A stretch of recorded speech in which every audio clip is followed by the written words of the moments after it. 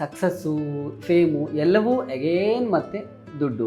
ಹಿಂಗೆ ಮಾರ್ಕೆಟಿಂಗ್ ಮಾಡಬೇಕು, that is logic. I am employing logic. Okay, ಹಿಂಗಾಗಬೇಕು, ಈ ಪ್ರಾಡಕ್ಟ್ ಈಗ ಸಕ್ಸಸ್ ಆಗಬೇಕು, ಈ ಪ್ರಾಡಕ್ಟ್ ಸಕ್ಸಸ್ ಆಗಕ್ಕೆ ಏನೇನು ಬೇಕು. ಸೊ ನಾನು ಯಾರಿಗೆ ಹೇಳ್ತೀನಿ, ನೋಡು ದುಡ್ಡು ಒಂದೇ ಅಲ್ಲ, ಹೂ ಥಿಂಗ್ಸ್ ಮನಿ ಇಸ್ ಎವ್ರಿಥಿಂಗ್. ಅಯ್ಯೋ ಆಗಲ್ಲ ನನ್ನ ಕೈಲಿ, ಅವ್ರಿಗೆ ಹೇಳ್ತೀನಿ ದುಡ್ಡು ಅಲ್ಲಪ್ಪ, ದುಡ್ಡು ಒಂದೇ ಅಲ್ಲ, ಕಮಾನ್ ಯು ಕ್ಯಾನ್ ಡು. ಅದನ್ನ ಯಾವನು ಕೆಲಸ ಮಾಡದೇ ಇರೋನು ದುಡ್ಡು ಒಂದೇ ಅಲ್ಲ.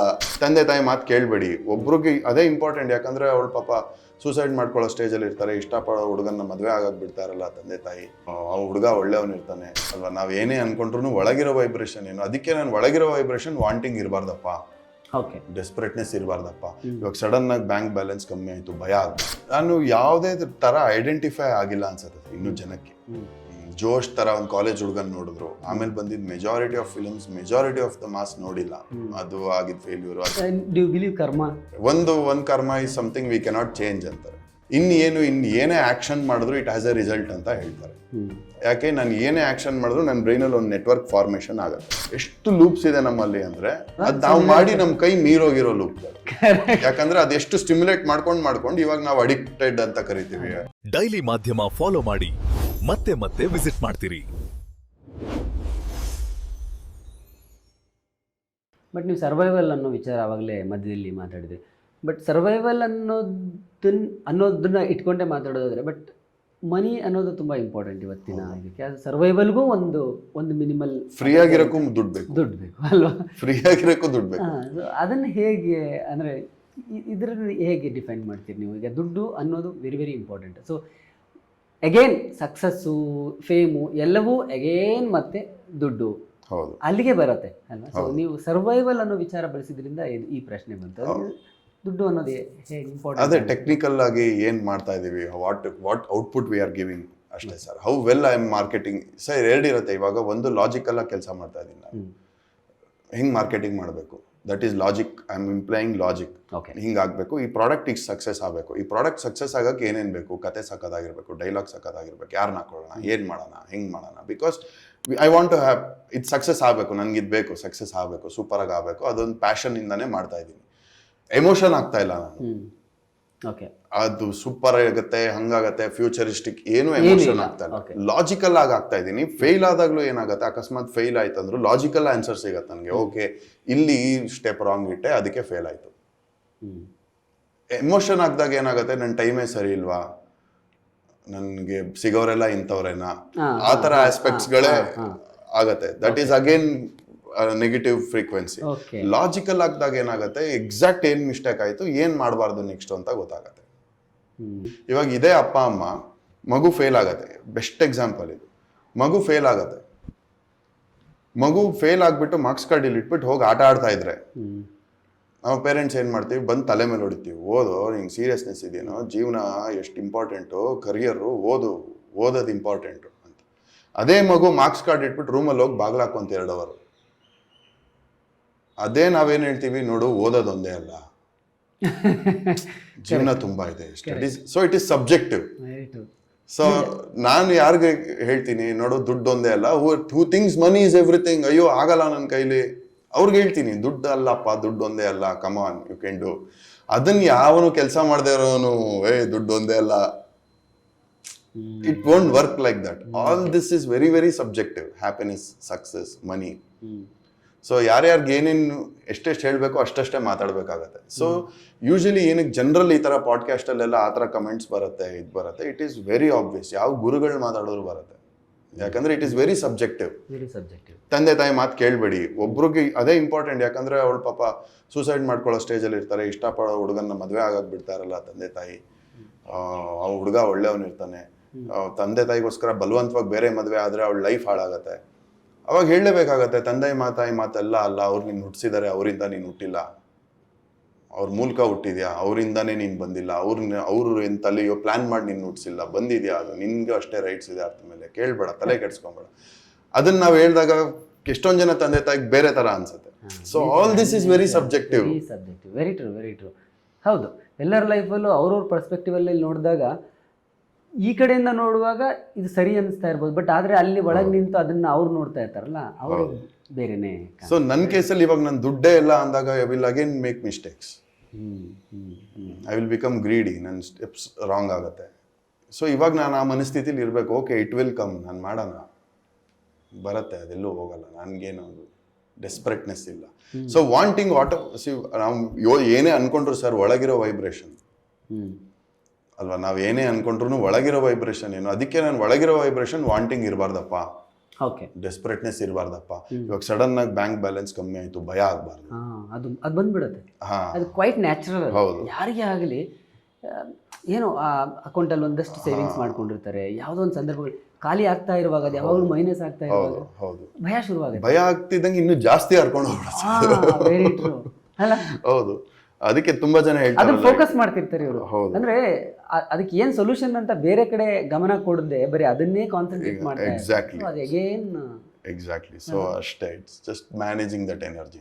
ಓಕೆ. ಸೊ ರೀಸೆಂಟಾಗಿ ಲ್ಯಾಂಡ್ ಲಾರ್ಡ್ ಸಿನಿಮಾ ಮಾಡಿದ್ರಿ.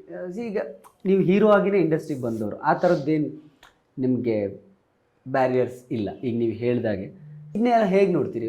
ಒಂದು ಹೀರೋ ಆಗಿ ಇಂಡಸ್ಟ್ರಿಗೆ ಬಂದು ಬೇರೆ ಬೇರೆ ಪಾತ್ರಗಳಿಗೆ ಶಿಫ್ಟ್ ಓವರ್ ಆಗಿದ್ದೀರಿ, ಅಗೇನ್ ಮತ್ತೆ ಹೀರೋ ಆಗೋ ಅವಕಾಶಗಳು ಸಿಗಬಹುದು. ಸೊ ಈ ಪರ್ಸ್ಪೆಕ್ಟಿವ್, ಇದನ್ನು ನಾನು ಯಾವುದೇ ಥರ ಐಡೆಂಟಿಫೈ ಆಗಿಲ್ಲ ಅನ್ಸುತ್ತೆ ಇನ್ನೂ ಜನಕ್ಕೆ. ಜೋಶ್ ಥರ ಒಂದು ಕಾಲೇಜ್ ಹುಡುಗನ್ ನೋಡಿದ್ರು, ಆಮೇಲೆ ಬಂದಿದ್ದು majority of films, majority of the mass ನೋಡಿಲ್ಲ. ಅದು ಆಗಿದ್ದು ಫೇಲ್ಯೂರ್. ಅದೆಲ್ಲೂ ಇವತ್ತಿಗೂ ರಾಕೇಶ್ ಅಡಿಗ ಅಂದ ತಕ್ಷಣ ನೆನಪಾಗೋದು ಒಂದು ಜೋಶ್. ಅದೆಲ್ಲೂ ಟಿವಿಲೂ ಬರಲಿಲ್ಲ, ಒ ಟಿ ಟಿಲೂ ಬರಲಿಲ್ಲ ತುಂಬಾ ಫಿಲಮ್ಗಳು. ಜೋಶ್ ಅಲೆಮಾರಿ ನೋಡಿದ್ರು. ಅದಾದ್ಮೇಲೆ ಇವಾಗ ನಾನು ಬಿಗ್ ಬಾಸ್ ಆದ್ಮೇಲೆ ಎಲ್ಲ ಸಿನಿಮಾಗಳು ಒಂದು ಸ್ವಲ್ಪ ಒ ಟಿ ಟಿ ಟಿವಿಲಿ ಬರ್ತಾ ಇದೆ. ಮರ್ಯಾದೆ ಪ್ರಶ್ನೆ ಆಗ್ಬೋದು, ನಾನು ಮತ್ತೆ ಗುಂಡಾ 2 ಆಗ್ಬೋದು, ಈಗ ಲ್ಯಾಂಡ್ ಲಾರ್ಡ್ ಆಗ್ಬೋದು. So my career has just started. ನಾನು ಇನ್ನೂ ಫ್ರೆಶ್ ಫೇಸ್ ತರಾನೇ ಇದ್ದೀನಿ. ಯಾಕಂದ್ರೆ ಯಾವುದಕ್ಕೂ ಐಡೆಂಟಿಫೈ ಆಗಿಲ್ಲ ನಾನು. ಹೀರೋ ಇವನು ಇದಕ್ಕೆ ಸೆಟ್ ಆಗ್ತಾನೆ, ಇದೇ ಹೀರೋ, ಇದೇ ತರ ವಿಲನ್ನು, ಆ ತರ ಅಂತ ಇನ್ನೂ ರಿಜಿಸ್ಟರ್ ಆಗಿಲ್ಲ, ಅಂದ್ರೆ ಫಿಕ್ಸ್ ಆಗಿಲ್ಲ ಜನಕ್ಕೆ. ಫ್ಲೆಕ್ಸಿಬಲ್ ಇದೀನಿ, ಅದು ಒಳ್ಳೇದು ಅಂತೀರಿ? ಹೌದು, ಅದೊಂಥರ ಇನ್ನೂ ನನಗೆ ಒಳ್ಳೇದೇ ಅನ್ನಿಸ್ತಾ ಇದೆ. ಜನ ನಾನು ಇನ್ನೂ ಹೆಂಗ್ ಬೇಕಾದ್ರೂ ತಗೋಬಹುದು. ಅಲ್ಟ್ರಾ ಲೆಜೆಂಡ್ಸ್ ಅಲ್ಲಿ ಫಸ್ಟ್ ಟೈಮ್ ಒಂದು ಕಾಮಿಡಿ ಪಾತ್ರ ಮಾಡಿದ್ದೀನಿ. ಈಗ ಮಾಡ್ತಾ ಇರೋ ಅಲ್ಟ್ರಾ ಲೆಜೆಂಡ್ಸ್ ಆಲ್ರೆಡಿ ಡಬ್ಬಿಂಗ್ ಹಂತದಲ್ಲಿದೆ. ಇನ್ನೊಂದ್ರಲ್ಲಿ ನೆಗೆಟಿವ್ ಮಾಡಿದ್ದೀನಿ, ಮತ್ತೆ ವಿಲನ್ ರೋಲ್ ಮಾಡಿದ್ದೀನಿ. ಈಗ ಇನ್ನೊಂದು ಚೀಸೋ ಅಂತ ಮಾಡ್ತಾ ಇದ್ದೀನಿ. ನನ್ನ ಹಾರ್ಟಿಗೆ ತುಂಬಾ ಹತ್ರವಾದ ಪ್ರಾಜೆಕ್ಟ್ ಅದು. ಅದರಲ್ಲಿ ಒಂದು ಮೋಸ್ಟ್ ಸ್ಟೈಲಿಶ್ ಕ್ಯಾರೆಕ್ಟರ್ ಮಾಡ್ತಾ ಇದ್ದೀನಿ, ಒಂದು ಪ್ಲೇ ಬಾಯ್ ಕ್ಯಾರೆಕ್ಟರ್ ಮಾಡ್ತಾ ಇದ್ದೀನಿ. ಸೊ ಏನೇನು ಐಡೆಂಟಿಫಿಕೇಶನ್ ಇನ್ನೂ ಆಡಿಯನ್ಸ್ಗೆ ರಿಜಿಸ್ಟರ್ ಆಗಿಲ್ಲದೆ ಇರೋದ್ರಿಂದ ಇನ್ನೂ ಜಂಪ್ ಆಗೋಕ್ಕೆ ತುಂಬ ಆಪರ್ಚುನಿಟಿ ಇದೆ. ಇನ್ನು ಜಸ್ಟ್ ಲಾಂಚ್ಡ್ ಹೊಸ ಹುಡುಗನ ಥರನೇ ಫೀಲ್ ಮಾಡ್ತಾ ಇದ್ದೀನಿ. ಓಕೆ. ಸೊ ಒಂಥರ ನಿಮ್ಮನ್ನು ನೀವು ಮತ್ತೆ ರೀಲಾಂಚ್ ಮಾಡ್ಕೊಳ್ತಾ ಇದ್ದೀರಿ ಆಗಾಗ ಅಲ್ವಾ? ಕೈಂಡ್ ಆಫ್ ಹಂಗೆ ಅಂತ ಅನ್ಬೋದು. ಅಂದ್ರೆ ಏನಕ್ಕೂ ಫಿಕ್ಸ್ ಆಗೋಕ್ಕೆ ಬಿಟ್ಟಿಲ್ಲ ಜನರು, ಇದೇ ಥರ ಅಂತ. Okay okay. So do you believe karma? ಈ ಥರದ ನಂಬಿಕೆ ಇದೆಯಾ ನಿಮಗೆ? ಅದೇ ನನ್ನ ಅನುಭವಕ್ಕೆ ತಕ್ಕಂಗೆ ನಂದೇ ಆದ ಒಂದು ಪ್ರಿನ್ಸಿಪಲ್ ಅಲ್ಲಿ ನಂಬ್ತೀನಿ ಅಂತ ಹೇಳ್ಬೋದು. ಅಷ್ಟೇ ನಿಮ್ಮ ಪ್ರಿನ್ಸಿಪಲ್? ಅದು ಅಂದ್ರೆ ಅದೇ ಆಸ್ ಯೂಶುವಲ್ ಹೇಳ್ತಾರಲ್ಲ, ಸಂಚಿತ ಕರ್ಮ ಪ್ರಾರಬ್ಧ ಕರ್ಮ. ಒಂದು ಕರ್ಮ is something we cannot change ಅಂತಾರೆ. ನನ್ನ ಪ್ರಕಾರ ಏನದು, ಇವಾಗ ನಮ್ಮ ತಂದೆ ತಾಯಿಯಿಂದ ಬಂದಿರೋ ಜೆನೆಟಿಕ್ಸ್, ಮೂಗು ಶೇಪು, ಕಣ್ಣು, ಹೈಟು, ನಮ್ಮದು DNA, ಜೀನ್ಸ್, ಅದೆಲ್ಲ we cannot change. We have carried it from our parents, ನಮ್ಮ ಜನರೇಷನಲ್ ಆನ್ಸಿಸ್ಟರ್ಸ್ ಇಂದ. ಇನ್ನು ಏನೇ ಆ್ಯಕ್ಷನ್ ಮಾಡಿದ್ರು ಇಟ್ ಹ್ಯಾಸ್ ಎ ರಿಸಲ್ಟ್ ಅಂತ ಹೇಳ್ತಾರೆ. ಯಾಕೆ, ನಾನು ಏನೇ ಆ್ಯಕ್ಷನ್ ಮಾಡಿದ್ರು ನನ್ನ ಬ್ರೈನಲ್ಲಿ ಒಂದು ನೆಟ್ವರ್ಕ್ ಫಾರ್ಮೇಷನ್ ಆಗುತ್ತೆ. ಇವಾಗ ನಾನೊಂದು ಕಾಫಿ ಕುಡಿದ್ರೆ ನನ್ನ ಬ್ರೈನಲ್ಲಿ ಒಂದು ನೆಟ್ವರ್ಕ್ ಫಾರ್ಮೇಷನ್ ಆಗುತ್ತೆ. ನಾನು ಡೈಲಿ ಕುಡಿತಾನೆ ಇದ್ರೆ ಏನಾಗುತ್ತೆ, ಅದೊಂದು ಫಾರ್ಮೇಷನ್ ಆಗಿ ಸ್ಟಿಮ್ಯುಲೇಟ್ ಆಗಿ ಅದೊಂದು ನೆಟ್ವರ್ಕ್ ಸ್ಟ್ರಾಂಗ್ ಆಗುತ್ತೆ. ಸೊ ಅದು ನಾನು ಕುಡಿದೇ ಇರುವಾಗ ಕೇಳ್ತಾ ಇರತ್ತೆ, ಕೊಡು ಕೊಡು ಕೊಡು ಕೊಡು ಕೊಡು ಅಂತ.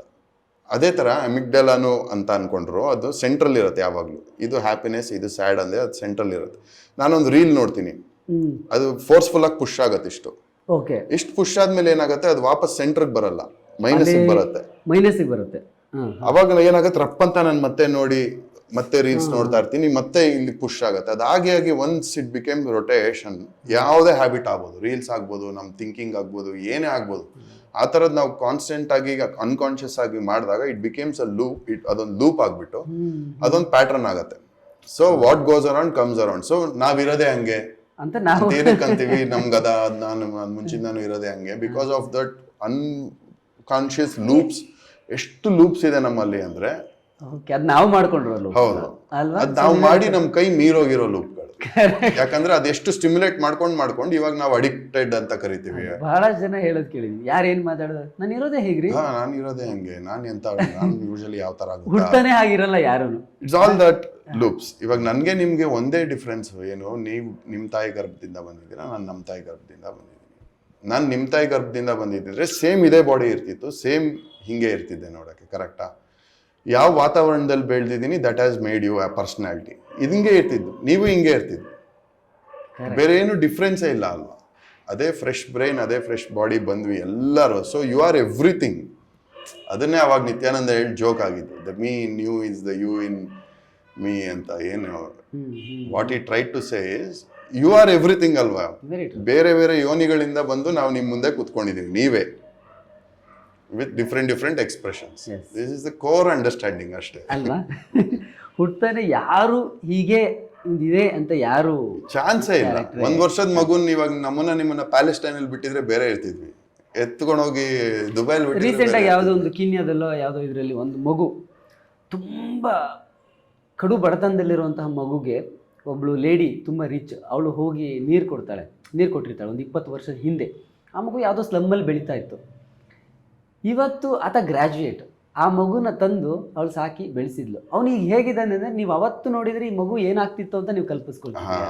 ಸೊ ಅಂದರೆ ಬೆಳೆಯೋ ವಾತಾವರಣ, So, ಆ ವಾತಾವರಣ ನಾವು ಅಷ್ಟೇ. ಹೇಗೆ ಬರ್ತೀವಿ ಅನ್ನೋದ್ರ ಮೇಲೆ ನಮ್ಮ ವ್ಯಕ್ತಿತ್ವ ಪ್ರತಿಯೊಂದು ಡಿಪೆಂಡ್ ಆಗುತ್ತೆ ಅಷ್ಟೇ ಸೆಪರೇಟ್ ಮಾಡಿದೆ ನಮ್ಮನ್ನಷ್ಟೇ ಅದು, ಅಲ್ವಾ? Very true. ಇಲ್ಲಾಂದ್ರೆ ಒಂದೇ ಆರ್ಗ್ಯಾನಿಸಮ್ ನಾವು. ನಿಜ ನಿಜ.